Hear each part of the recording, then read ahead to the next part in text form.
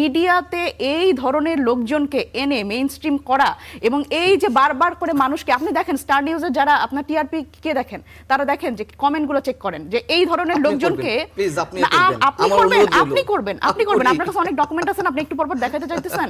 শোনেন, ঘটনা হচ্ছে যে আওয়ামী লীগকে যারা পূজা করে, এই পূজার মধ্যে যে উনিও আসলে ওই ওরশিপ করা লোকজনের মধ্যে একজন।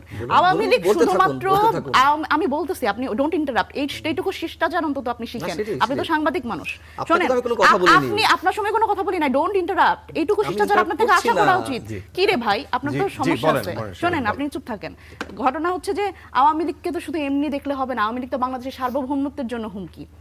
বাংলাদেশের মানুষ, আপনি পাকিস্তান, আপনি মুক্তিযুদ্ধের কথা বলতেছেন, ওনার মুক্তিযুদ্ধের ধ্বজাধারী আছে না একজন আমাদের মধ্যে, উনি বলতেছেন পাকিস্তানিরা বাংলাদেশি মারছে আর হাসিনা আমার দেশের লোক মারছে, এবং আমার দেশে মানে আমার তো বের হতে হয় নাই, আমার ঘরের সন্তান, আপনার ঘরে সন্তান আছে, আপনার ঘরের সন্তান ঘরের মধ্যে বসে গুলি খেয়ে মরে গেছে, এবং গুলি খেয়ে পিছনের দেয়াল 4 ইঞ্চি ফুটা হয়ে গেছে।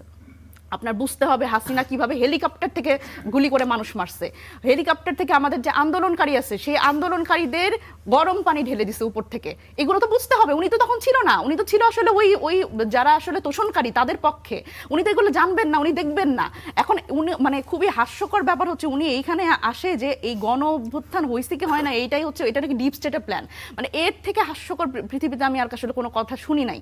মানে উনি, আমার মনে হয় কি যে এই ধরনের লোকজনের না নিজের পরিবার পর্যন্ত,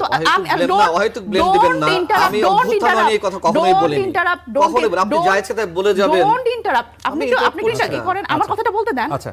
আপনি একে তো হচ্ছে উল্টাপাল্টা কথা বলছেন, আমার সময় আপনি কেন নষ্ট করতেছেন?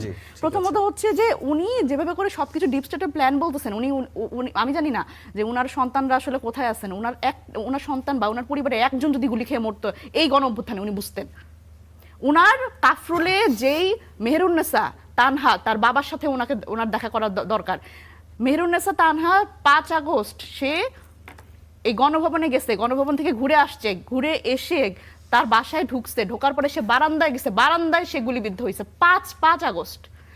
এগুলো হচ্ছে ওনারা জানেন না, এবং ওনারা এই বাংলাদেশে বসে আছে, এই বাংলাদেশে বসে ওনারা হচ্ছে আওয়ামী লীগ কিভাবে ফিরে আসবে, আওয়ামী লীগ কেন আসতে পারতেছে না, আওয়ামী লীগ কেন নির্বাচনে আসতেছে না, কেন গণতন্ত্র হত্যা করা হচ্ছে, এই বয়ান দিতেছে। মানে খুবই লজ্জাজনক।